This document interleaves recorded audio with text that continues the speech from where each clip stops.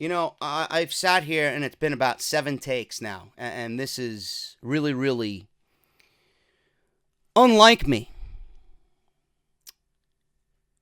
I just can't find the words to say, man. I'm sitting here in a very defeated attitude, or with a very defeated attitude. I don't know what else I could say on top of what I've already stated. Everybody's looking at me for my true thoughts on evolution. And if you've been listening to me for the last 2 months, you will know what my true feelings are. I honestly think WWE Evolution is a complete fucking joke. And WWE, no matter how hard they try, they couldn't pay me to fucking care about this show. Watching this show is going to be very frustrating. Watching the build to this show has been incredibly frustrating. Talking about women's wrestling in WWE has been incredibly frustrating. I guarantee you, if I sat a Sasha Banks, a Bayley, a Ruby Riot, an Ember Moon in one room and I asked them all the same question, how do you feel about the women's evolution? Really, deep down in your soul, how do you feel about the women's evolution? I guarantee they would all give me the same answer. We all know that this pay-per-view is being put on because it's a good PR move for WWE. They're going to turn it around and use words like epic. And they're going to use words like historic. For the first ever women's pay-per-view under a WWE banner. This is not the first time that has been done. It's the first time it's been done with this company. Because they're behind the 8 ball here. This is the first time in their company that they're doing this. Throwing the words historic and epic around as if they really have any validity. As if they hold any weight. They don't. This is a clear PR move. This is a political agenda that WWE is adding on top of all their other political agendas like Crown Jewel and Roman Reigns and all this other bullshit that they've done throughout the year to make you sit there feeling nauseous. The only reason why this pay-per-view is happening on top of that is because the women aren't allowed into Saudi Arabia for a second time this year with Crown Jewel only 5 days later. They weren't allowed in Saudi Arabia the first time when they went to Saudi Arabia for the greatest Royal Rumble. So this is more of a, let's keep our mouth shut. We'll give you your own show, but we're not going to put any resources or effort into it. But you're still going to have a historic night. The WWE is trying to have the best of both worlds here, man. They're trying to have evolution. They're trying to have whatever NXT built. And they're trying to hang on desperately for whatever fucking reason to the nauseating Divas division. Can't have the best of both worlds, man.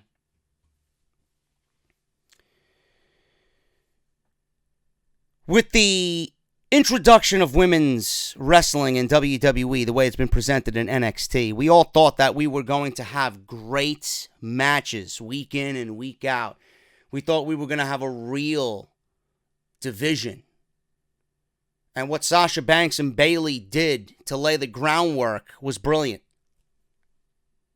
WWE took that, and they took all the hard work that Triple H and all the girls down in NXT did.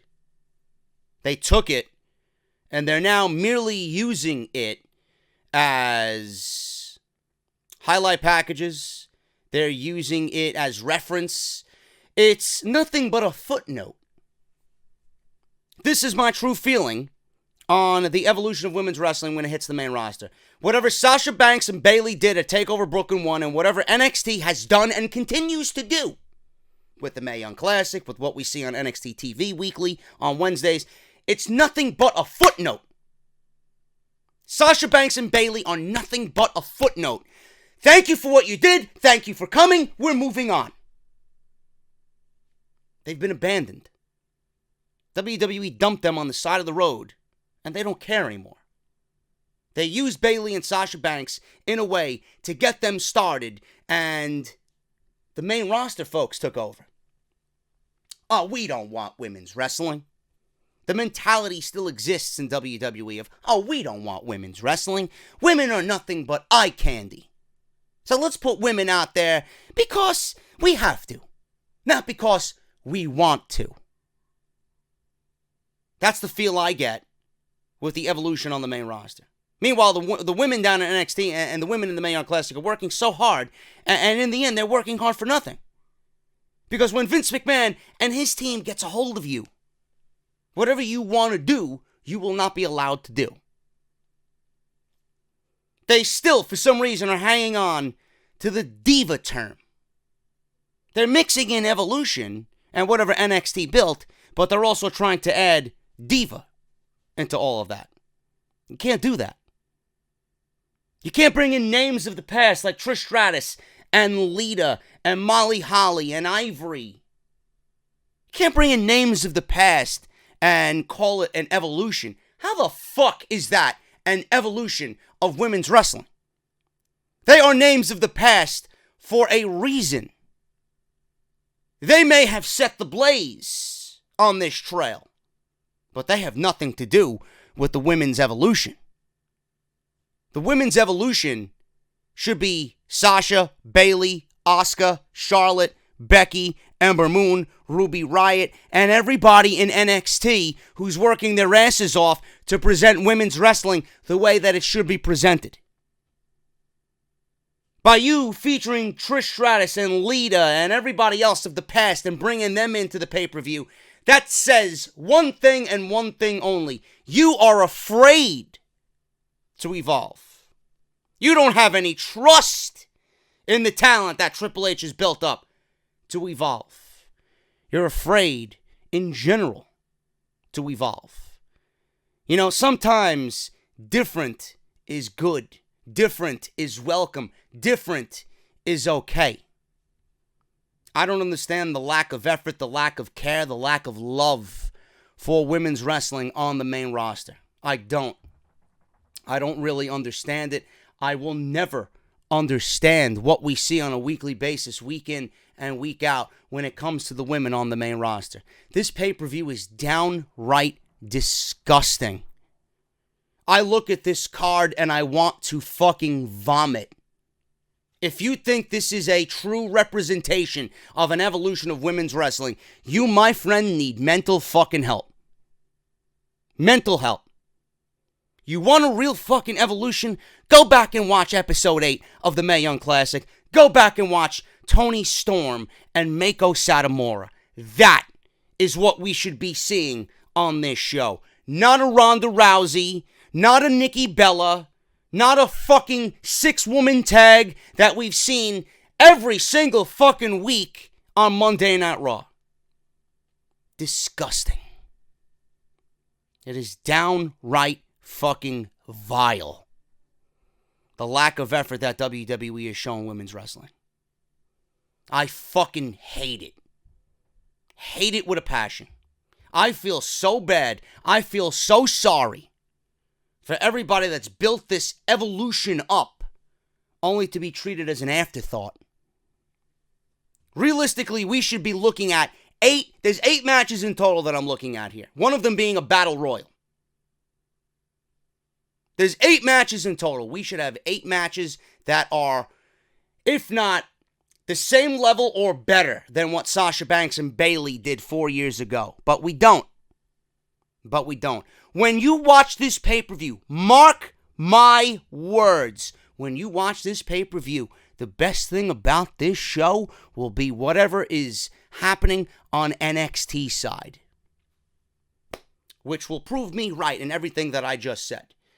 Io Shirai and Toni Storm and then Kairi Sane and Shayna Baszler are the best fucking things on this card. By the end of the fucking night, when we see those two matches completed, and when you go back and say to yourself, what was the best thing on Evolution's card? It's going to be those two matches. And by those two matches alone, that is the true representation of what women's wrestling should be. Not total divas, not Ronda Rousey, who's nothing but a fucking puppet in this Evolution. None of that garbage.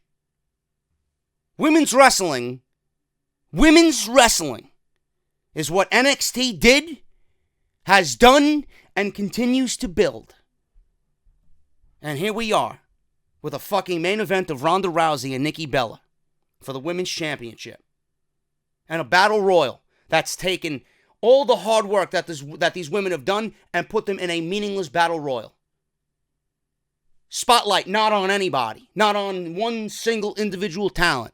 A lack of effort. WWE doesn't give a shit, so let's put them all in a battle royal by themselves.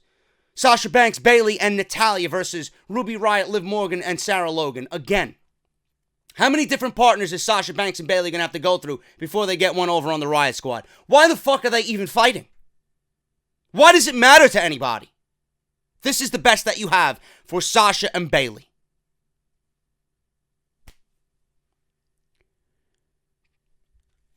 I don't know what else I could really say to you guys. I really don't. You know? If you think this is a true representation of women's wrestling, if you think this pay-per-view is a true representation of women's wrestling, you honestly need mental fucking help. You do. This is a joke. Your middle name most definitely is mediocre. You stand for mediocrity. You sit there and you bend over and you literally take everything that WWE does and you take it up the ass. And I'm not even being funny. I'm being dead serious. I'm being dead serious. I am only watching this show because of Io Shirai and Toni Storm and then Kairi Sane and Shayna Baszler. That's it. Outside of everything else on this show, those two matches are the ones I'm looking forward to most. Everything else, I couldn't give a single fuck about. WWE has presented it in a meaningless way, and I'm going to give it right back. I don't care. That's exactly the attitude, and that's exactly the word and phrase that WWE has went into this thing with 8 weeks to build. I don't care. You're doing it because you have to. WWE is doing all of this because they have to. They're not doing it because they want to. They're not celebrating women's wrestling. They're doing it because they have to. There's a difference between want and have to. They don't want women to fucking thrive in the WWE. They constantly want the women to be held down, only to push those who are favorite, only to push those who are mainstream, and only to push those who are on reality TV with that diva moniker. What a fucking joke. How would you feel working on NXT to know that on the main roster, what awaits is nothing but formulaic, stale garbage? How would you feel working in NXT knowing that you're putting your blood, sweat, and tears into being the best you could fucking be in this sport, only to be fucking held down by the establishment? No, we can't have you wrestle because Ronda Rousey's supposed to be the number one. How could you be better than Ronda?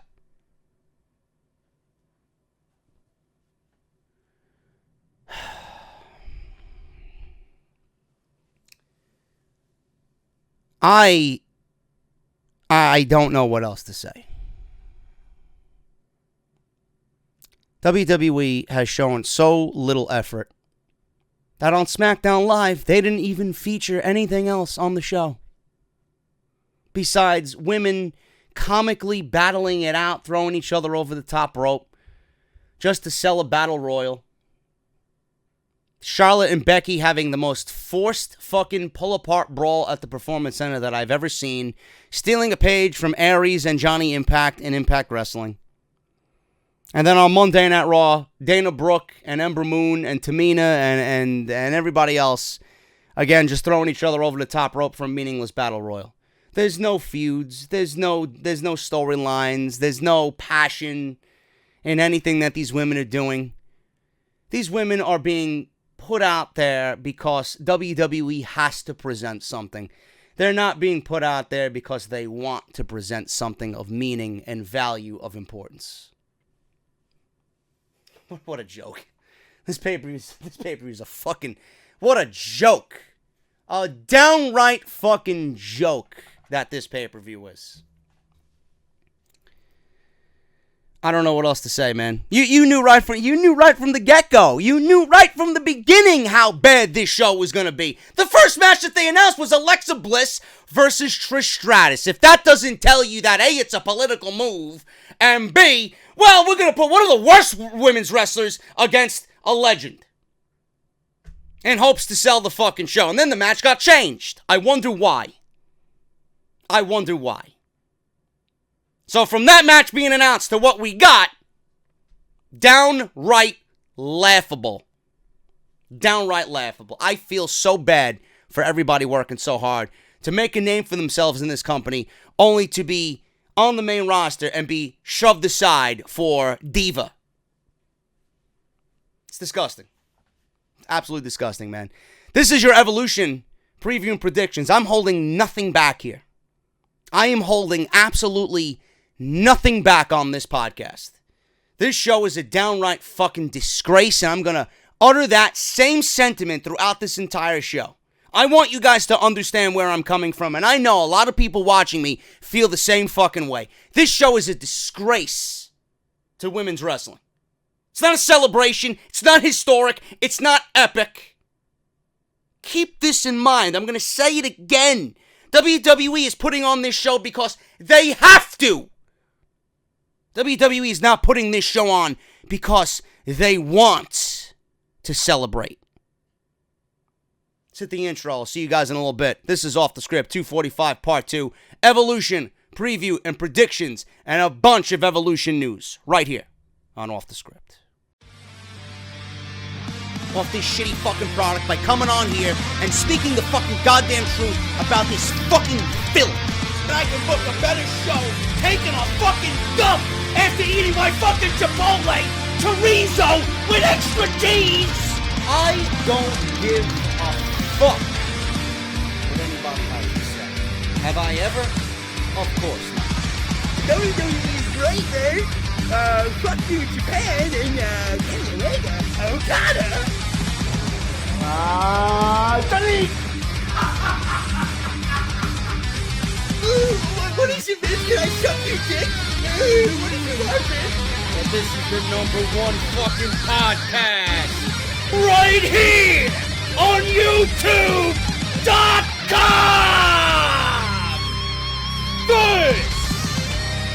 This is Off the Script.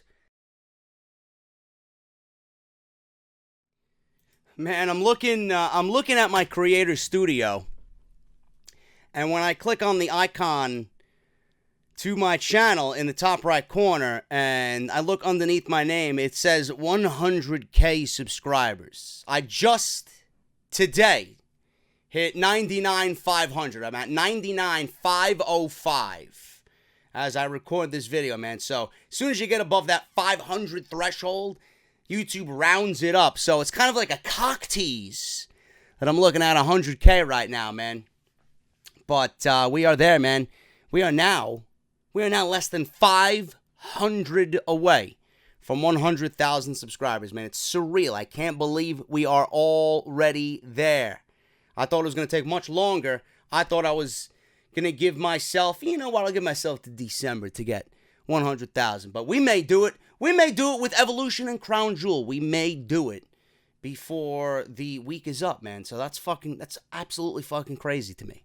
So thank you guys so much for being a part of this journey. Thank you for supporting me all these years, man. Off the Script, thriving, better than ever, man. Thank you guys so very much for everything. This is episode 245, part number 2 for your Evolution weekend. And I can't even stand saying that word anymore, man. Evolution weekend, Evolution pay-per-view on Sunday night. We'll be doing the review and results as soon as the show is over. And we'll be covering all of that stuff. Today we're going to go over the entire card, or the lack thereof, rather. I'm going to give you some of the matches that I would have booked instead of what we're getting tonight. And I'm going to go over all the pre-Evolution news and rumors right here in today's podcast. If you missed yesterday's show, man, over 2 hours of content. 2! I almost killed myself trying to record that video yesterday, man. Unbelievable. Aftermath of Roman Reigns and his leukemia announcement, man. A WWE now without Roman Reigns. What do they do now? I have every bit of news and information in chronological order. From when Roman Reigns made the announcement to Dean Ambrose heel turn and what WWE is thinking of after the fact, after the announcement was made, man. Go and check that out. One of the biggest off the scripts I think I've ever done. So please go check that out. Link is in the top right corner with that annotation, man. Go and check that stuff out. Also, NXT had a big Call of Duty Black Ops 4 premiere on Thursday. WWE My Career is there. SmackDown, Raw, all your entertainment needs for this weekend are right there in that annotation, man. So thank you guys so much for showing the support on all the videos this week, as always. T-shirt, man. The 100,000 subscriber T-shirt is now on sale. barbershopwindow.com/offthescript. Make sure you guys go and get your design. It's right there, front and center. I love it, man. You guys want a bigger picture, a clearer picture of it? There you go, man. That is the design. It's now available, man. Go and get yours. 100,000K T-shirt off the script. The Puppet Master JD at work, man. It's got a very heavy metal-esque feel. I absolutely love it.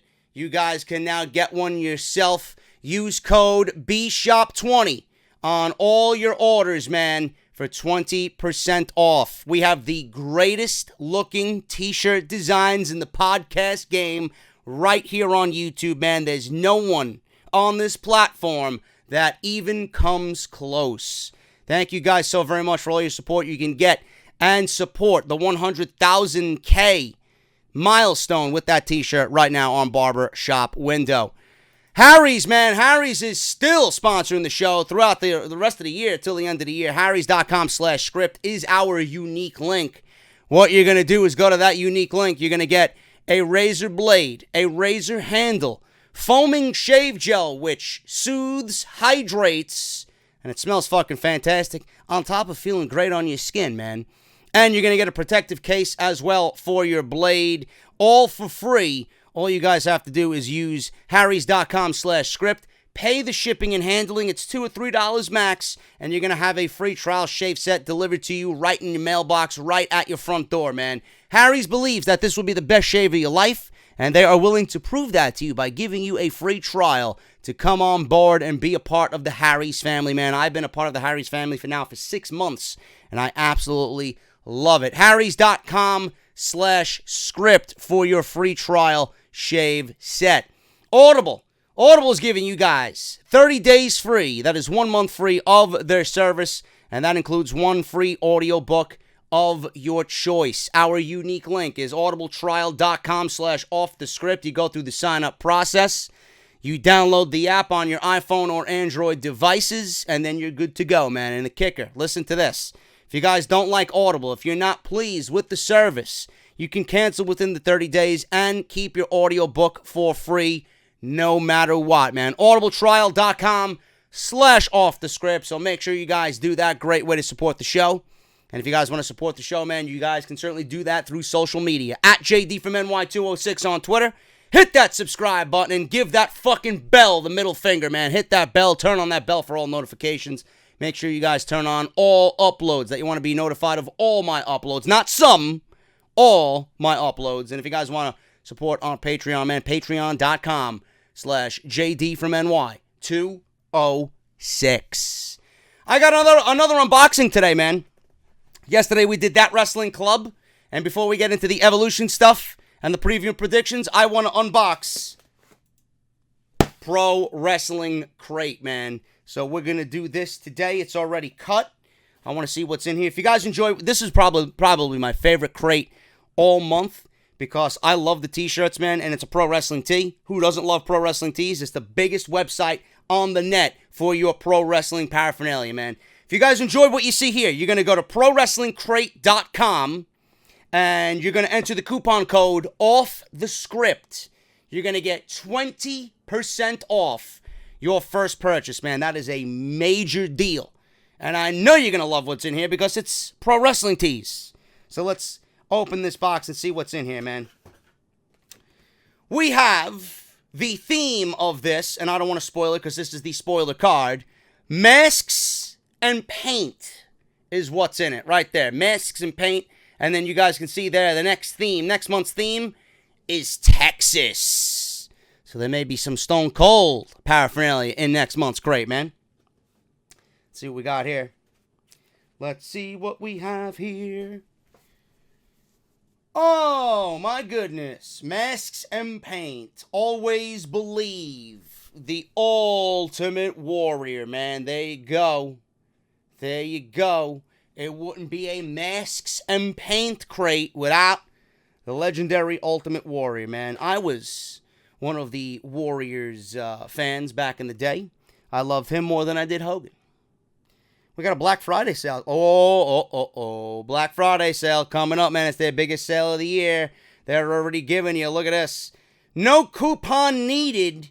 First 150 orders get a free exclusive Pro Wrestling Tees logo t-shirt. 40% off Pro Wrestling Tees logo merch. 30% off New Japan Pro Wrestling owned merch. 20% off everything else. You spend $100, you get 5 PW Crate Overstock collectibles, and if you spend $150, you get free shipping worldwide, man. That is a damn good fucking deal, man. And we will have our big Black Friday sale. It should be really good, man. We do a lot of business with my shop on Barbershop Window on Black Friday. Should be fucking awesome, man. So I'll let you guys know about that when the time comes. What the fuck is this? I don't know who this is. I might have to look at the cheat sheet on this one. Oh, this is a Gorilla of Destiny t-shirt. I don't know why I'd wear that out. That just looks fucking ridiculous. But I'll wear it around the house. I'll wear it on the podcast, man. Gorillas of Destiny crowned t-shirt right there. I don't know. Who cares? Oh, we got a collector's pin exclusive to Pro Wrestling Crate. War Machine. Another pin I can add. You know, the pins are, one of my... A few people reached out to me and told me that pins are collectible, man. You know, that I have a lot of pins and pins are collectible. Got a War Machine pin I'm going to add right there in the back. Pretty cool. Micro Brawlers, man. Looks like Papa Shango is all over the place for Halloween. And if I can open him here and I don't look like a fucking dweeb on camera here, I got him. I can add him to the collection. Micro Brawlers for Halloween. Papa Shango. There you go, man. He's going right over there next to Zack Sabre Jr. What's up, bro? What do we got here? We got a shoot interview with Glacier. Going right in the trash. Don't give a fuck. Probably will never, ever, ever have that in a DVR or a DVD player. The fuck is this, man? Oh, my God. Are you fucking kidding me? There you go. Look at that. I don't know what the fuck it is. Who is it? A lucha mask by Rey Mysterio, Dr. Wagner Jr., Mystico, and Blue Demon. Let's see.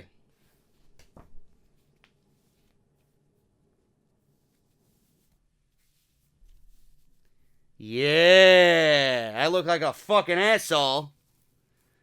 Look at that. Now I know what I'm being for Halloween, bro. I'll be fucking Mystico and Dr. Wagner Jr. There you go. What do we got? Pretty sure it's gonna be. Pretty sure it's gonna be Halloween related. Ooh. Marty fucking Skrull, bro. Look at that. Yeah, I'm getting that fucking framed. Oh my God, man, that's beautiful. That's going right on the wall right there somewhere. I don't know where, but it's going on the wall. Gotta get a frame for that, man. See, Pro Wrestling Crate, man, they always come through in the clutch. I got a Marty Skrull autograph, and I got a fucking Dr. Wagner Lucha mask here, bro. I'll be wearing this. I could wear this to Solid Monsters meet and greet this weekend, bro. Look at that. Yeah. So if you guys enjoyed what you're seeing there, man, that's ProWrestlingCrate.com. Follow them on social media. Make sure you guys tag me. Make sure you guys use the hashtag #OffTheScript. Tell them that JD sent you, man. That's PWCrate on Twitter. ProWrestlingCrate.com. Use the code #OffTheScript for your 20% off your entire order, man. What's my finishing move called if I'm wearing this mask? What's my finishing move called? I don't know. I look fucking ridiculous in this thing, man. Look at that. You know, did you guys ever imagine or think of Kevin Dunn wearing a lucha mask? Look at me, man. I don't like the Mexican culture, man, but I know they got some good wood. Let me take this fucking thing off. Holy shit. I don't know how those guys fucking wear those masks all match long, man. It's fucking ridiculous, but it is what it is, man. There you go. Pro Wrestling Crate. Anyway, let's move on with the video here today. I got a lot of news about Evolution. Let's talk about it, man. After the cold open here, WWE Evolution. And it's funny that I came across this because it's downright laughable. WWE Evolution is not considered a big deal by WWE management. You don't say! You don't say. All I needed to do was watch the 8 weeks of fucking build, or if you really want to dissect it, the 4 weeks of build, because they really didn't do anything outside of the Alexa Bliss Trish Stratus announcement for the first 4 weeks to try and sell this fucking pay-per-view. Then they added Ronda Rousey and Nikki Bella. You can tell by that alone that management doesn't consider Evolution a big deal. WWE Evolution is a concept that WWE's women's roster has fought so hard for. The moment Stephanie McMahon announced Evolution in front of the entire roster was a huge moment and gave a lot of people the feels. But as the event approaches, it seems that we're only getting 2 real programs leading into the event with little focus and a lot more mentions of Saudi Arabia's show, Crown Jewel, than WWE Evolution. But it seems there is one reason why you might feel this way about WWE's treatment of Crown Jewel, because that really might be the case backstage. Dave Meltzer said on Wrestling Observer Radio that the internal idea around WWE Evolution at this point is that Evolution is not that big of a deal.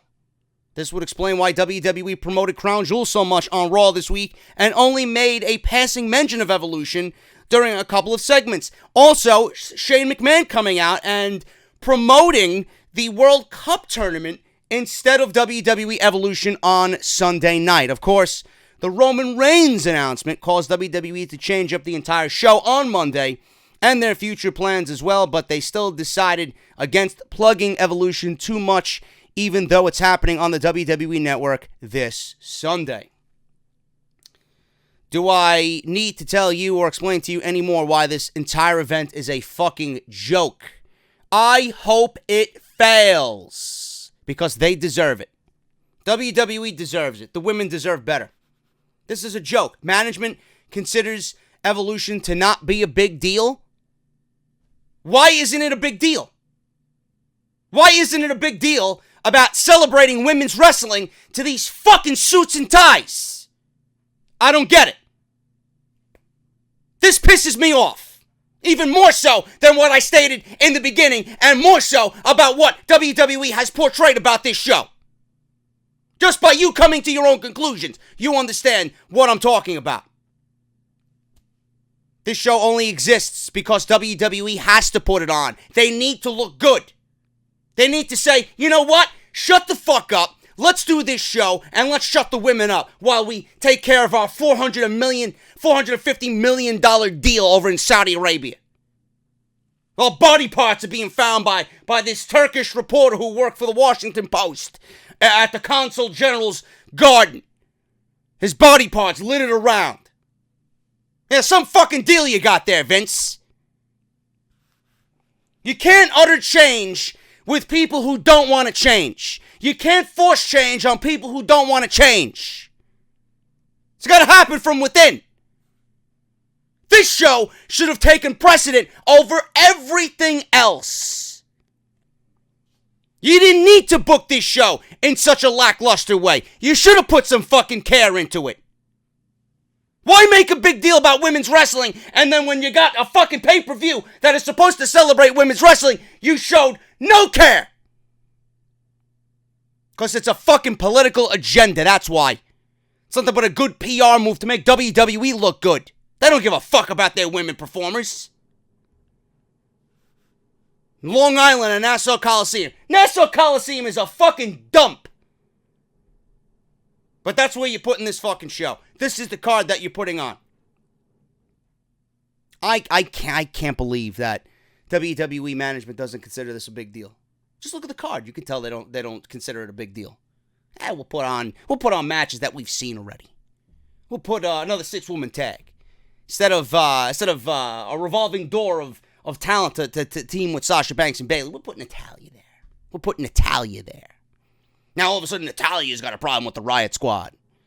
Ronda Rousey and Nikki Bella. We got a puppet in Ronda Rousey who's only being used for her mainstream name. And then a total diva who's on a reality TV show. That's some great way to promote a women's evolution of women's wrestling. Really great job there. Battle Royal taking all the greatest talents that you got in the women's division and putting them in one match where not one of them will get the spotlight on them, where everybody has to share the spotlight with everybody else and putting everybody in the match because they have nothing else going on for them. So in my eyes, it's a loser battle royal because you weren't good enough to be featured on the main show in a singles match. Joke. It's a complete fucking joke. I don't know what else to tell you, man. If that doesn't anger you, I don't know. I have no word. I seriously have no words for this show. None. Now, if WWE really wanted to make this a big deal, if WWE showed you that they cared, right? As far as I know, I'm making a prediction. I don't know if this is true or not. We'll probably get tag team titles announced on Evolution. We'll probably get the women's tag team titles announced and unveiled. They'll probably look like the fucking SmackDown and Raw Women's Championships because that's how lame WWE is and that's how much they care about the women's division. Now, if I was to book this show, realistically, if I was to book this show, this is what I would do as far as changing things here and there. Ronda Rousey has no legitimate talent to compete with on Monday Night Raw. She is head and shoulders above everybody else. There's not one woman on that roster that is even in the same league as her. Now, the same thing could be said for Tessa Blanchard on Impact. That's why I said in my Bound for Glory review that Tessa is so far ahead of everybody that there's no legit competition. She'll be champion forever. Same thing goes for Ronda Rousey. Ronda could have easily come out and said, there really is no competition for me. I beat Nia, I beat Alexa. WWE was never going to put Sasha in that situation. WWE was never going to put Bayley in that situation. They just weren't. I honestly would have had, if I had creative control over this thing, I would have had Asuka come out on Monday Night Raw and really spice things up. I would have had Asuka come out, being a SmackDown Live superstar, come out on Monday Night Raw and challenge Ronda Rousey. And I would have Asuka be portrayed as the Asuka that we've seen in NXT. The Japanese-speaking, I'm going to fucking kick your face in Asuka. Now, if Asuka came out on Monday Night Raw and confronted Ronda Rousey after Ronda Rousey stated that she had no competition left for her on Monday Night Raw, how the fuck would you react? Would you be excited to see the match? I know I would. I know Asuka versus Ronda Rousey is a much better main event than Nikki Bella. It may actually get me to buy a ticket. That's what I would have did. That would be your Raw Women's Championship on top of the SmackDown Women's Championship, which I'm over and done with at this point. Charlotte versus Becky Lynch. That would have been your SmackDown Women's Championship because right now, that's the only thing that makes sense on this show and on SmackDown Live. Charlotte versus Becky Lynch. Obviously, you would have the Mae Young Classic Final, which we know is Io Shirai versus Toni Storm. Probably going to steal the whole fucking show if they don't handcuff both women. Kairi Sane versus Shayna Baszler for the NXT Championship.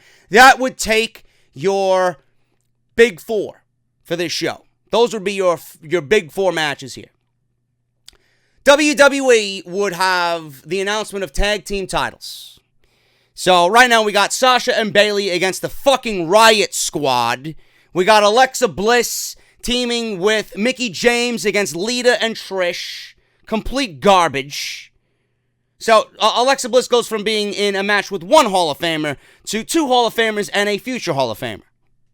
It's great. Really great to add to Alexa Bliss's, undeserved resume.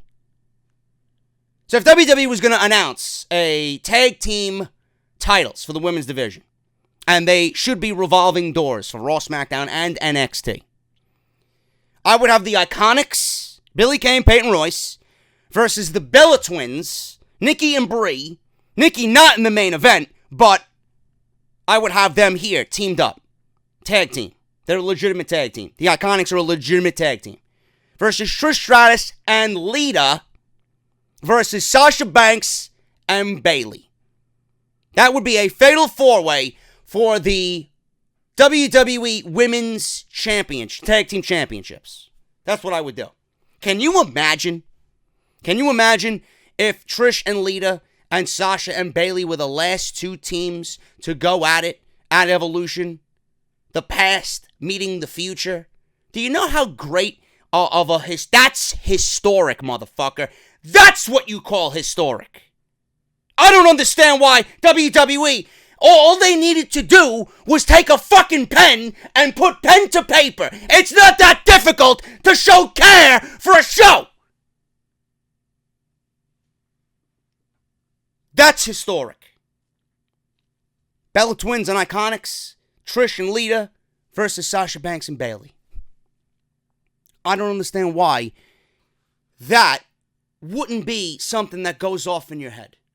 But no, let's put Bayley and Sasha with the fucking Riot Squad, which we've seen every single fucking week on Monday Night Raw all year.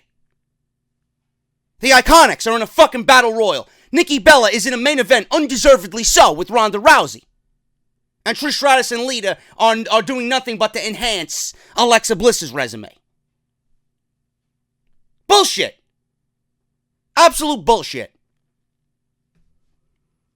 Could have had Ember Moon versus literally anybody. You could have put Ember Moon. You could have put Ember Moon versus a Bianca Belair. You know, a NXT showcase match. Ember Moon versus Bianca Belair, or Ruby Riot versus an Ember Moon. Something along those lines. Number 1 contenders match, Ruby Riot versus Ember Moon. Or you can have an NXT showcase with NXT versus Raw. You know, I don't understand why it's so fucking difficult to book this shit. I really don't get it. Those are some of the changes that I would have made. WWE put everybody in a fucking battle royal and they took away, the importance of a one-on-one match. Here I just gave you matches that would make sense, would look a lot better than what we got now, and would bring some historic value to the fucking show. Nikki Bella vs. Ronda Rousey is not historic. Nowhere close. Nothing about this show is historic. What is historic about this show? What? What is epic about this show? I'd love for someone to explain it to me. If history is doing the same thing over and over and over and over again in hopes that we think it's now historic all of a sudden, or if historic is taking a fucking puppet in Ronda Rousey and putting her in the same match with a fucking reality TV superstar who's better off buying fucking Louis Vuitton bags, if that's historic to you, I feel sorry. Actually, I don't. There's no saving you. Those are some of the changes I would have made for Evolution. Or some ideas that are much better than what we're getting now at Evolution. The announce team for Evolution. WWE confirms the announce team. WWE's confirmed that Michael Cole, Renee Young, and Beth Phoenix will sit on the commentary desk for this historic, there's that word again, pay-per-view. This is, of course, the same team that WWE picked for the Mae Young Classic this year, so they know each other well. I don't want to know them at all. I thought they did a terrible job for the Mae Young Classic. Phoenix, a WWE Hall of Famer, was used last year to commentate a dark match that was later used during a highlight special. She was also heard in the first season of the Mixed Match Challenge on commentary. Renee Young and Michael Cole are on the Raw announce team, so they obviously will be good picks for the show and work well together. Therefore, at least one male voice will be heard during the pay-per-view, and it will be Michael Cole. Now, why did they choose Michael Cole, and why didn't they go with an all-female commentary team? Well, Mike Johnson revealed on PW Insider Elite that his sources have told him the reason why Michael Cole is being added to the event is simply an issue of Cole being a play-by-play guy. He said, and I quote, "I asked about this and I found out this is why. The feeling was Renee is a good announcer, Beth is a good announcer. They didn't want to put either of them in a position to do play-by-play and have them not look strong. It basically came down to the decision of Michael Cole or Mauro Ranallo. And the decision was made to have Michael Cole call the show. So Michael Cole is going to be the play-by-play guy, and Beth and Renee are going to do color. So that's the plan there, and that's why Michael Cole is calling the show. So can someone please tell me why Mauro Ranallo didn't get the gig? Like, why is he overlooked for a pay-per-view like this? If it's so unimportant, right? If it's so unimportant, why isn't Mauro Ranallo doing the show? So we got to hear the Mae Young Classic commentary team on this show, which is probably going to make things a lot worse. They were not good at all. By the end of the fucking tournament, I zoned out listening to them. But it would have been nice to see Mauro get the Evolution job. But WWE went with Michael Cole. After all, Cole is the voice of the main roster pay-per-views. But still, that's why WWE made this decision. At least Mauro Ranallo would have gotten me invested in some of the things that happened there. He should at least be a part of the show. If WWE is going to do NXT matches on this show, I would like to hear Mauro's voice call the NXT matches, being that he's the voice of NXT. But we got to listen to Michael Cole call Kairi Sane and Shayna Baszler on Sunday night. Great. Can't wait. Scalpers unloading WWE Evolution tickets for under $10. I wouldn't pay $1 for this fucking show. Evolution's coming up. And it's never good to see someone lose money. Everybody that bought a ticket to this show lost money. I just want you to know that. But some scalpers will definitely be taking a bath if they load it up on WWE Evolution tickets, because they're practically giving them away. Some tickets for I guess the fans don't realize how historic this is. Some tickets for the event are as low as $8 or $9. That's how badly scalpers realize they messed up with the event, which might leave WWE with a lot of tickets sold, but nobody in the seats. It's good. It's both a good and a very bad problem to have, especially for a first ever pay-per-view of its kind. Dave Meltzer said on Wrestling Observer Radio that when they sold 7,000 tickets before Ronda versus Bella was announced, that 3,000 of those tickets were scalpers. He said it's an interesting demand, but the crowd who shows up will still be into the event. So if you're in the area and you want to make a pretty historic WWE event, you can jump on the secondary market and steal some good seats. For around $350, you can get floor seats right next to the ring, and $70, you will probably get the best view of all the action from the lower bowl. Those are not WWE pay-per-view secondary markets prices. Those are prices from scalpers who see an event coming up and know they have to get tickets sold for the event. Hopefully, there will be a surge in popularity, and WWE will be able to sell out the event legitimately with an ass in every seat. But it looks like they might need to bring the tarp out to cover some of the sections and move people up just in case. So, this is a mess. This pay-per-view was not highly sought after by the fans. You know, this is what WWE gets for not promoting a show the right way. And the drawing power of Ronda Rousey and Nikki Bella, if this was a legitimate main event that people wanted to see, first of all, you announced it too early. So, I don't want to give them so much shit. If they announced this with a couple of months to go in advance, if people knew what the main event was going to be, maybe it would have been better off. But the fact that you announced it like 3 weeks ago, and it is what it is, who the fuck is going to go to Nassau Coliseum out on Long Island, at the end of October to go watch a fucking pay-per-view with all women? When Ronda Rousey and Nikki Bella is the main event that you're promoting to headline this show. Who? Nobody. Absolutely nobody. So when WWE wants to brag about a sellout, just think back to this story. Most of them are second market.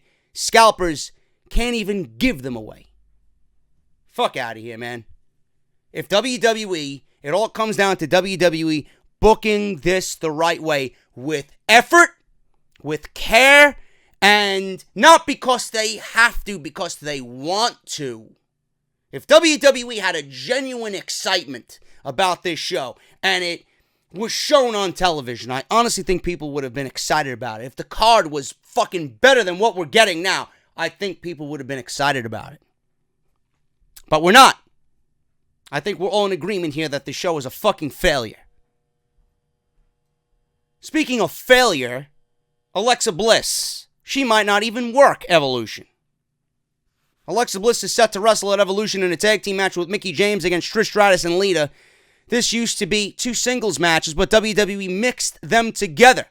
But now Alexa Bliss looks to have suffered a concussion, and she might not be able to work. There's that word again, historic show. There was a backstage segment with Lita and Trish where they beat down Mickie James and Alicia Fox. After all, Bliss was sent home following her concussion on Saturday night. Dave Meltzer noted on Wrestling Observer Radio that the reason why Alicia Fox was involved in the backstage segment on Raw this week was that she is the replacement plan for Alexa Bliss in the match if she isn't cleared to work the Evolution pay-per-view on Sunday. Interestingly enough, Alicia Fox was also the backup for Liv Morgan after her concussion in case she couldn't work the WWE Super Showdown in Australia. Of course, Morgan would be able to work the show, but it didn't help her get the W over Ronda Rousey and the Bella Twins. Mike Johnson speculated on PW Insider Elite Audio how WWE might handle Alexa Bliss's concussion if she can't work Evolution. She will still be included in some way on the show. And I quote from Mike Johnson, "It could very well be, and nobody's told me this, but it seems like the logical move if she's not cleared is she's at ringside and she does mic work, and it turns out she's not even going to wrestle and Alicia Fox takes her place." End quote. That is a likely scenario that Mr. Mike Johnson painted for Evolution. If Bliss can't wrestle, of course she still needs to be on the show. So the best way might be for her to do, some of her talents on the microphone and then swerve the fans who weren't smartened up about her concussion by putting Alicia Fox in her place. Only time will tell what happens in this situation, but our fingers are crossed here that Bliss gets healthy because we don't want to see anybody out. We don't want to see anybody injured.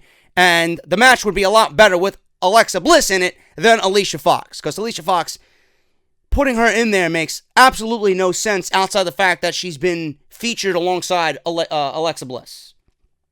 The match would be better with Alexa Bliss in it than Alicia Fox. So I'm hoping that Alexa Bliss gets cleared before Sunday. So we can have this piece of shit, waste of time match that generates zero excitement, takes place, and we can get it over and done with. So I don't know what's happening here, man. This is an injury on top of many injuries in the WWE right now. Not only is Alexa Bliss injured, Bobby Lashley is working with a separated shoulder. We got Kevin Owens out. Sami Zayn is out. John Cena is not going to Crown Jewel. We have, a bunch of other shit going on. Samoa Joe is injured. Roman Reigns is out. So what's going to happen? WWE right now, with Alexa Bliss being out, it's, I don't want to say it's going to cast a dark shadow over the show. It's not going to make the show worse. But Alicia Fox being in there, not really going to get me any more excited than the match with Alexa Bliss in it. That's just my take on it. So I don't know what's going to happen with that. Hopefully she is cleared, and hopefully she does work Evolution. Because I don't want to see anybody out, even though I'm not a fan of her. So we'll see what happens with Alexa Bliss. Right now, she is not cleared. So I'm hoping that we have more information leading into Sunday's pay-per-view. The reported plans for Trish Stratus and Lita following Evolution. I reported this a couple weeks ago that WWE is going to be using them moving forward for all major pay-per-views. Royal Rumble, WrestleMania. WWE is going to have major plans for them. And just like I had fantasy booked, I would have definitely put them in the mix for the Women's Tag Team Championships that are soon to be unveiled for the WWE. That would be a better plan for them than what we got with Alexa Bliss and Mickie James. But the reported plans for Trish Stratus are the following. Now, after Trish and Lita are done with Bliss or Alicia Fox, whoever is wrestling that match on Sunday night, and Mickie James, Evolution will be behind them. However, there is much more to come for both Trish Stratus and Lita. PW Insider reports that there are plans to use both women in future big events, at least WrestleMania, Royal Rumble. I'm assuming, they will be in the Women's Royal Rumble again. They were both mentioned. But only time will tell if WWE will be able to arrange more of a comeback for both Lita and Trish. Now, this comes from Joe of the Barn Burners No Holds Barred podcast, and he reports that the two legends would be working with the WWE past Evolution. So, that is that. We already talked about that. That's not really a surprise to anybody. So, expect Trish and Lita to hang around after Evolution. There's a huge logic gap. There's a huge logic gap in everything that WWE does, but there's a huge logic gap and a flaw in the Evolution's Women's Battle Royal. Now, the Battle Royal is featuring a bunch of women who have literally nothing to do in Evolution, and WWE is merely putting them out there in this historic Battle Royal, which makes no difference to what we've seen at WrestleMania. So, if that is historic, then what the fuck was the one at WrestleMania that Naomi won, and what did Naomi get out of it? Nothing. She got a fucking vagina-looking trophy that I'm sure she fucking dumped in the fucking trash when she left WrestleMania. There's a huge logic gap here in the Women's Battle Royal. Now, I don't mind Battle Royals, but WWE seems to rely on them too heavily when they have nothing going on for a bunch of talent. A Battle Royal is a great way to get as many people on the card as possible, but WWE relies so heavily on it, which is why WWE has two of them at WrestleMania, because of all the talent that is supposed to be on the show and should be in storylines. They put them in a Battle Royal to say, well, we got everybody on the show, let's get everybody that WrestleMania payday. And one is usually on the kickoff show, so they don't have to cut off as many royalty checks. So they want to get everybody paid, but they also want to get everybody on the card because it's WrestleMania and they feel like everybody deserves to be on WrestleMania. That's not the case. But some fans and women on the roster have not been too happy about the Evolution Battle Royal. Dave Meltzer discussed one of the biggest flaws of the Battle Royal concept on the Wrestling Observer Radio, as he stated that WWE will likely be losing those big pops when names you don't see compete very often, like Molly Holly, Kelly Kelly, Ivory, Medusa, I Wanna Vomit. This is Evolution, people. This is Evolution.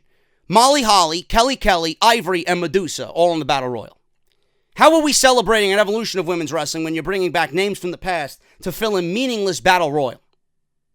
I'm hoping, I'm keeping my fingers crossed that WWE has some cool moments planned in that Battle Royal. So, all of them are announced for this match. Now, the match will start with everyone in the ring. WWE will probably have some generic theme music playing, and all the women will walk down the aisle, which means you got to see women like Asuka and Ember Moon walking down the aisle generically as if they're, the same as everybody else. Meanwhile, those women should be portrayed better than everybody else. So, the thing with the women's match is the Battle Royal. The Royal Rumble is so much more effective, Dave Meltzer says, because the whole thing is a Battle Royal and everybody individually comes down after a minute and a half time allotment. The buzzer goes off every 90 seconds and you got that spotlight on you for 90 seconds, then you make your way into the match. That's what he's trying to say. So the thing is, for the women's match, the Royal Rumble is so much more effective. It would be for guys, too, because the whole thing, this women's Battle Royal match, is the pop to see, oh, it's Molly Holly, oh, it's Kelly Kelly, or whoever. I wonder what happened to Layla. I guess nothing. It's whatever you know, but when they all start together in the Battle Royal, and it's 21 or 22 people, it's going to kind of be a mess. Everyone can do their spot when it gets down to 6 or 7 people, but when there's 22 people, it's hard because everyone's going to be going over each other, and most of these people have not worked together ever and never worked a lot of Battle Royals, and Battle Royals suck most of the time anyway. So there you go. Meltzer is giving you exactly what we all feel. Battle royals suck. The women's battle, he went about it in the most nicest political way. This battle royal will not spotlight anybody. It's a complete waste of everybody's time. And no one is going to benefit from it until we get down to the final 3 or 4. That's pretty much it. It's the way the battle royals work. And this battle royal is not historic. It's not important by any means. WWE tagged on a future women's championship opportunity for whoever wins it on whatever brand they're on. So I don't understand why, we couldn't get these women in better situations on this show. This just proves to you why WWE, from the opening story, how they're treating this show as unimportant.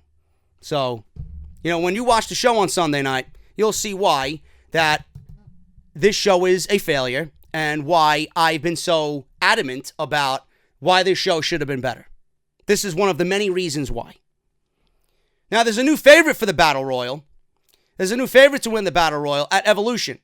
In terms of the betting odds, Ember Moon is now the 5-2 favorite to walk away with the victory and a women's championship shot, whereas Asuka, who was the favorite just a couple of weeks ago, is now the second favorite at 3-1. Ruby Riot coming in at third at 5-1. Now, Ruby Riot, I don't believe is in the Battle Royal because she has a match with Sasha Banks and the Riot Squad.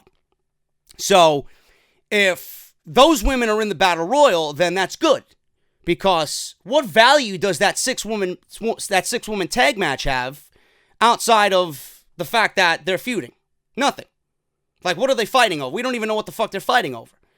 So why would you take an opportunity at the Women's Championship away from all 6 of those women and put them in a meaningless 6-woman tag? Don't you think those women would want to be in the Battle Royal for the championship match or championship opportunity instead of doing the same fucking thing that they've done every single week on Monday Night Raw? Ridiculous. So, as far as Moon, she has not had a good start on Monday Night Raw in comparison to what she did to NXT, and she struggled to gain momentum following the road as a lot of people who come up from NXT. That's on WWE. That's their fault. She certainly has a great deal of potential in terms of her in-ring work and her character, although some have suggested that WWE's dropped the ball when it comes to her mystique, which they have. Because, the women aren't important in WWE. The Evolution pay-per-view is not important.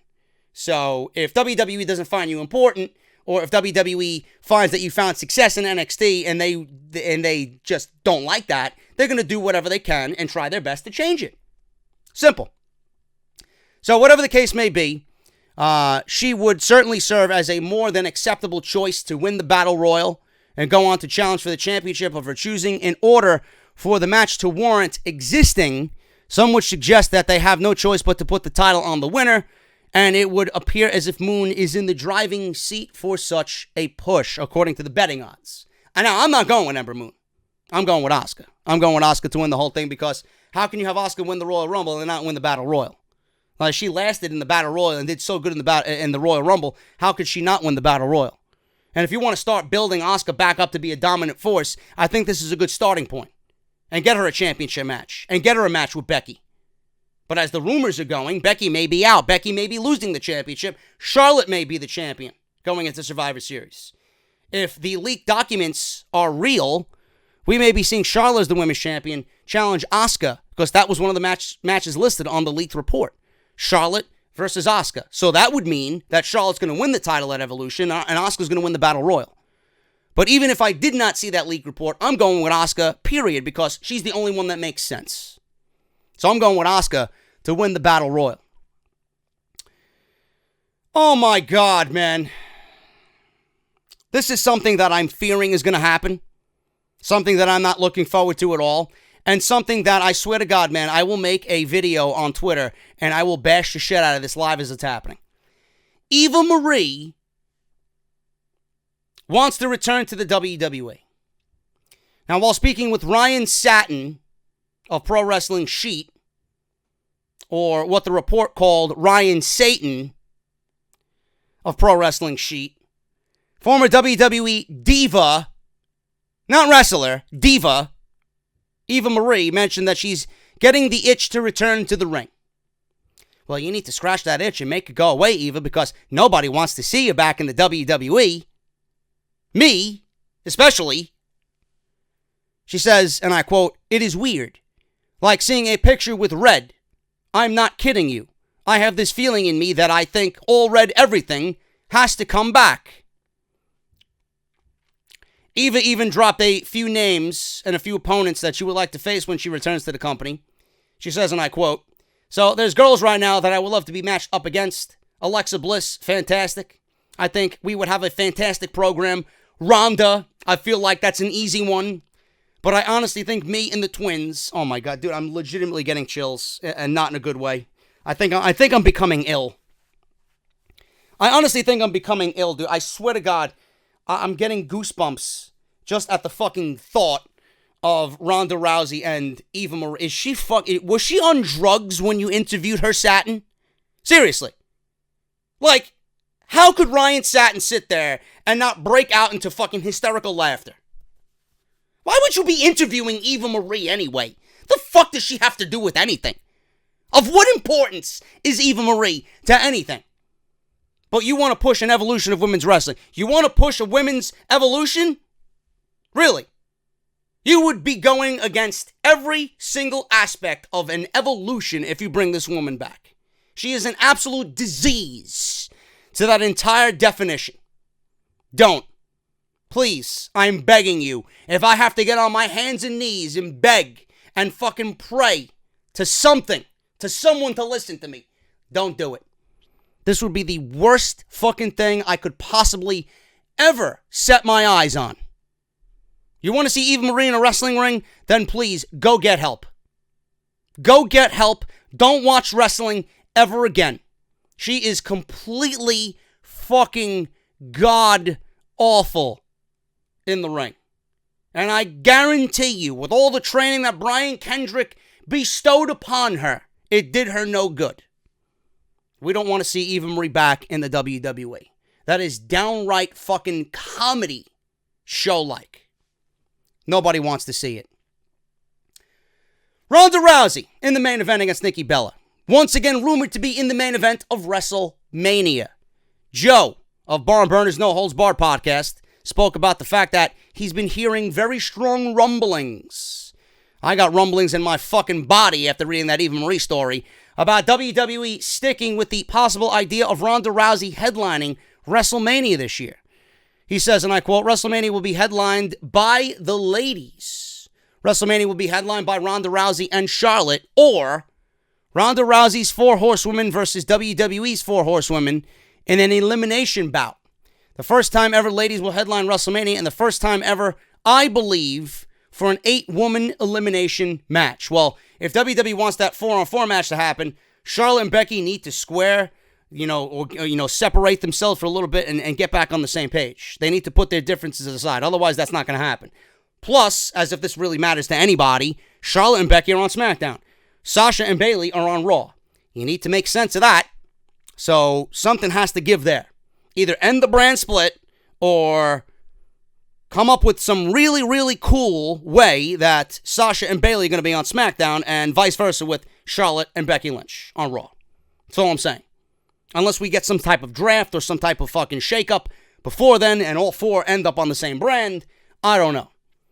But either way you look at it, I think Ronda Rousey has a huge chance.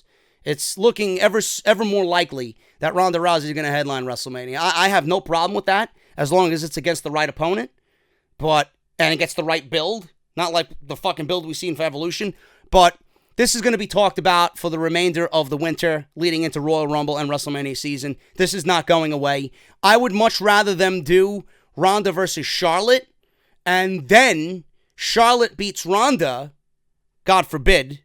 That's the way WWE's going to go because, Charlotte's got to pad her resume too. Charlotte beats Ronda. Ronda gets back at Charlotte by enlisting her horsewomen. Charlotte does the same thing, and you have a year-long storyline leading into Survivor Series. Or if you don't want to do it at Survivor Series, do it at SummerSlam. If you don't want to go that far. Do it in August. Instead of doing it at WrestleMania, do it at your second biggest show of the year at SummerSlam. Because I can't see WWE taking this all the way to Survivor Series, even though it does make sense, being that it's an elimination match. So, Rousey's name has been thrown around quite often in regards to her headlining WrestleMania, but it seems like as months get closer, we could see that become more of a reality. Of course, with Ronda and Charlotte on different brands, it might pose an issue, but it didn't stop Asuka from challenging Flair at Mania last year. I have two options for this if WWE wanted to visit this. Number one, if WWE wanted this match to happen, Charlotte should not win the title at Evolution. Charlotte should enter the Royal Rumble on a clean slate. Charlotte can win the Royal Rumble being a SmackDown Live superstar, challenge Ronda for the title, because that's the match, that's the dream match that she wants. So she could do like Asuka. Asuka was a Raw superstar, and she challenged Charlotte on SmackDown Live, right? So that's what you're going to do there. Or was she a SmackDown? I don't know. I think she was a Raw superstar. Correct me if I'm wrong. But Charlotte, being a SmackDown Live superstar, wins the Royal Rumble, challenges Ronda, and challenges Ronda for the Raw Women's Championship. That's one way to go about it. Number two, if WWE wanted Charlotte to win the match against Becky on Sunday and be the SmackDown Live Women's Champion, have Charlotte take the championship into WrestleMania. Ronda clearly is going to be the champion going into WrestleMania. Have a champion versus champion match and unify the fucking titles. We don't need two women's championships. We never needed two women's championships. Charlotte as SmackDown Live Women's Champion, Ronda as Raw Women's Champion, unify the championships, and you have one division with one title. Because it's no good to anybody. It makes no sense. It looks ridiculous that these divisions are fucking depleted the way they are. They're not really divisions. You can't have a division with 5 women.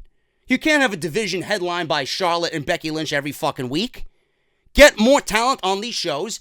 Get more women's matches on Raw and SmackDown. Present different matches every single week. And give me a fucking division. So you got two options. One, Charlotte wins the Royal Rumble and challenges Ronda at WrestleMania. Or two, Ronda and Charlotte have a unification match at WrestleMania. Choose your poison. I think I like option two better. I think a unification match would do a hell of a lot of good. Not only for the women, but for the entire WWE. Ronda Rousey and Nikki Bella in the main event. How hard are they working on their Evolution main event? They better be working, period. WWE Evolution is set to take place on Sunday with no controversy surrounding it, outside the fact that WWE management doesn't give a shit about it. But it's noted that their main event match will likely be short for a couple of good reasons. Well, I think Nikki Bella has taken more time to shop for a Versace dress than she would be in a match with Ronda Rousey. That's one foundation right there. Seriously. Nikki Bella will spend more time in one fucking shop on Rodeo Drive than she will in the ring with Ronda Rousey. And this is the woman you want in the main event. It's been noted that their main event match will likely be short. Good.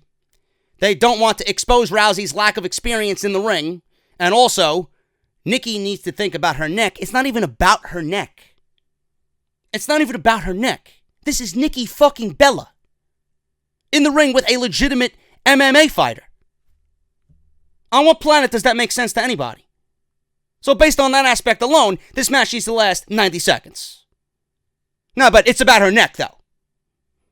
After all, she's likely to get tossed around by Ronda a couple of times. So maybe it is about her neck as well, but not so much more that she's a fucking Bella and a diva. Fuck out of here. Wrestling Observer newsletter noted that Rousey and Bella have been practicing their match all week to be certain that they'd be ready for Evolution. Hopefully this includes a couple of spots that we'll be talking about by the water cooler on Monday at work. So if you're in the New York area, there really should be no reason not to go to Evolution, says this dirt sheet report. Really now. I'm not going to Evolution, and I'm damn proud of that. I feel sorry for the fucking schmucks who actually bought tickets to go to this fucking show. Because they were going to work hard. And it's historic. And it's the first time ever. Fuck out of here, man. Anyway, that's all the women's news I have. You might as well, let's go over the fucking card. Before we get the hell out of here. Let's go over the fucking card, as if it really fucking matters to me anyway. Becky Lynch versus Charlotte Flair. One of the matches that I'm actually looking forward to. Last man standing match. Or last woman standing match. I'm sorry. Last woman standing match. You know, this is the first time WWE has a last woman standing match. So I guess Nikki Cross and Asuka is nothing but a mirage. Never happened. Never seen it. Right? WWE needs to start making things make sense. This is the first last woman standing match on the main roster. So please, get it right. Becky Lynch versus Charlotte. Charlotte cannot win this match. Becky Lynch needs to win this match. And I mean that, and I'm spelling that word out in all capital letters. Needs to win this match. If Becky doesn't win this match, everything that you've done with this character up until this point, everything that you've built around Becky Lynch will be completely fucking wasted. It would be me taking a fucking piece of paper, crumbling it up, and throwing it in the fucking garbage. That's what you'd be doing with it. Does Charlotte really need another fucking title reign? Does she? Why is Charlotte always hanging around and lingering around the Women's Championship? She has nothing else to occupy her time with? Becky Lynch needs this title. Becky Lynch needs this title run. You can't give Becky a title reign and have her be a transitional champion only to get her on Charlotte Flair. She's defended it against nobody else. She's seen nobody else but Charlotte. How fair is that to Becky Lynch? How fair is that to the work ethic that Becky has put into this fucking character? She's more over now than anybody in the women's division. And I've always stated that if you're the best at what you do, then you need to be rewarded for it. You should be representing your certain division or your particular division as champion. Becky has been the best and is the best at what she's doing right now. There's no reason to take that title off of her. I'm going with Charlotte. Against my better judgment, I'm going with Charlotte. Because in this case, you got to think about what would WWE do and what's the right decision. The right decision is putting the title and the win on Becky Lynch. The WWE decision, and what is likely to happen, is Charlotte's going to win the match. So I'm going with Charlotte to win the last woman standing match, and I think Charlotte's going to win the Women's Championship. That's my situation there. Ronda Rousey versus Nikki Bella. I'm going with Ronda. I mean, this is an absolutely 100% predictable outcome. There's no way anyone's going to believe Nikki Bella's going to stand the chance against Ronda Rousey. None. I don't know what they do after the match. I don't know if they hug and embrace. I don't know if it's all over with or if it was just an act. And then they show respect at the end of the match. So be it. I would like Ronda's next opponent to reveal herself at the end of this match. That's what I would like. You know, Ronda Rousey sending the crowd home happy here is a very predictable outcome. Why don't you throw some wrench into the gears and switch it up a bit? I want to see the next challenger for Ronda Rousey come out and show up and stare her down. That's what I want to see happen. I'm going with Ronda. No doubt about it. Kairi Sane versus Shayna Baszler for the NXT Women's Championship. Shayna's getting called up. Shayna's not winning the title. Shayna's going to be on Raw with Ronda. Kairi Sane's going to win the match. She's going to retain the title. Why? Because Kairi Sane hasn't had much of a title run yet. And Kairi Sane versus Io Shirai is going to headline the women's division at NXT TakeOver, Brooklyn number 5, when NXT goes head-to-head with New Japan, WrestleMania weekend. Mark my words. Kairi Sane versus Io Shirai is going to happen at TakeOver. If you don't think Triple H is already thinking about that match, try him. He's already got TakeOver lined up in his head about what he wants to do to battle New Japan. Kairi Sane wins. She retains the NXT Championship, Women's Championship, and Shayna Baszler gets called up to the main roster because there's nothing else for Shayna to do on NXT. Io Shirai versus Toni Storm, finals of the Mae Young Classic. I'm going with Toni Storm. She's been my pick from the very beginning, even before she was announced for the tournament, even before I knew she was going to be in the tournament. I'm going with Toni Storm. And that became more apparent after the semifinals were over with. Toni gave such an emotional speech, and I actually started to get a little emotional myself listening to her because it wasn't a good night overall. But I listened to her, and I seen her get emotional, you know, saying that this was a dream of hers, and thank you for being a part of her dream, and now she won the semifinals and going on to Evolution. This is what she's worked for her entire life. Triple H hugged her at the end of everything. You know, they were presented roses. She was just an emotional mess in a good way. She cut this great promo, and I'm looking at Toni, and I'm saying to myself, this woman is going to be a fucking megastar for the women's division if WWE allows her to be. And then Io Shirai spoke, and I'm like, WWE is not going to let another Japanese-born export come into the WWE and kind of just take over the homegrown talent that WWE has. You know, it would be a little bit of favoritism if WWE pushed Kairi Sane to win the first ever Mae Young Classic. Asuka was the longest reigning women's champion in NXT, and she kept that going for a little bit on the main roster. How favoritism, or how much favoritism would it be if Io won the Mae Young Classic and was a third Japanese-born talent to come into the WWE and just own everything and be dominant over the homegrown talent and dominant over the fan favorites?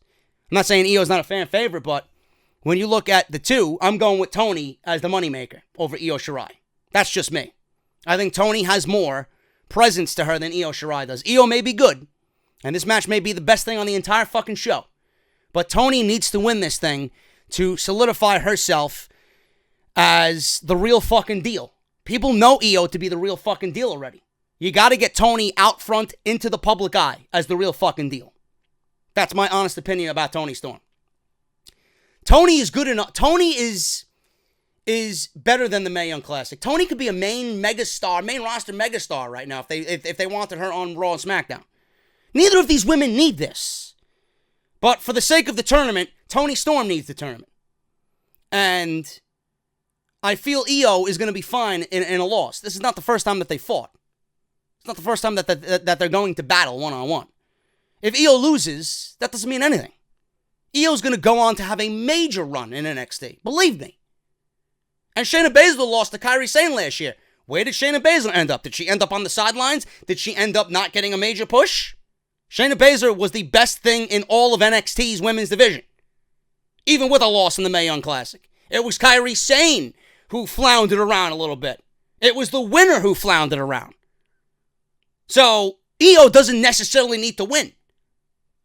I honestly think Io is going to have a better run in NXT than Toni Storm. Toni Storm is primed for bigger and better things. You know? So we'll see what happens. I'm going with Toni.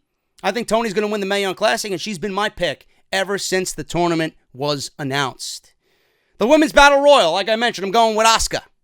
I'm going with Asuka to win the Women's Battle Royal. Why? Because it's the only woman that makes sense. Her and Ember Moon should have a stare down at the end, and it should come down to Ember Moon and Asuka. And I'm going with Asuka to win the Battle Royal.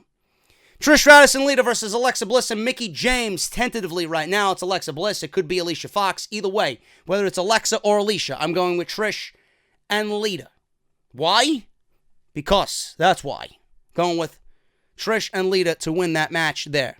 Alexa Bliss and Mickie James do not need the win here. It will do nothing to solidify them in any way. And Trish and Lita, listen, WWE wants to send the crowd home happy with something on the night. Trish and Lita are going to win this match. You're not going to bring in Trish and Lita to be fucking ousted by Alexa Bliss and Mickie James. You're not. Trish and Lita are going to win. Finally, guys, Sasha Banks, Bayley, and Natalia versus the Riot Squad. I hope to God, I hope you're listening to me. Let this be the last time that these women ever step in the ring with one another in a 6-woman tag team match. Sasha, Bayley, and Natalia are going to go over the Riot Squad because it just feels like the Riot Squad has gotten the advantage every single time, and I don't know why they're fighting. I don't know why we are seeing this again. It makes no sense whatsoever. I'm going with Bayley, Sasha, and Natalia in a worthless 6-woman tag that I will probably walk away from my television when it comes on.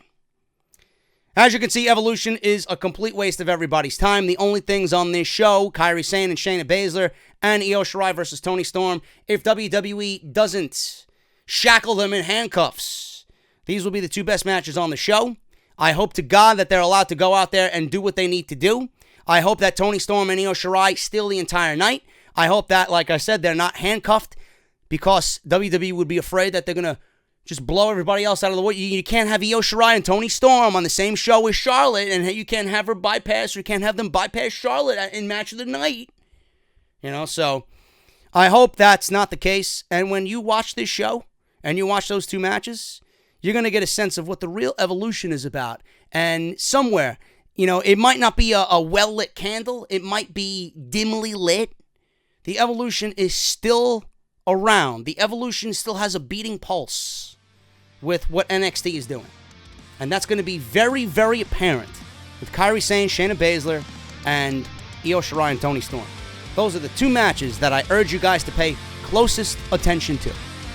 Those are the matches that will embody what a true Evolution is all about. The rest of this show, this is nothing but fucking WWE feeling that the show is not important. I'm getting out of here, guys. Thank you so much. That is your Evolution preview and predictions. This is Off the Script 245, part number 2. I'll be back. We're going to cover Evolution on Sunday night, and then we'll be back with Crown Jewel coverage to begin the week, man. A ton of Crown Jewel coverage right here to round out the weekend on Off the Script. Thank you guys so much. Hit that thumbs up. Let's try for 2,000 thumbs up. And I'll see you guys for part 3 of Off the Script and WWE Evolution review and results at the end of Sunday night. I'll talk to you guys later.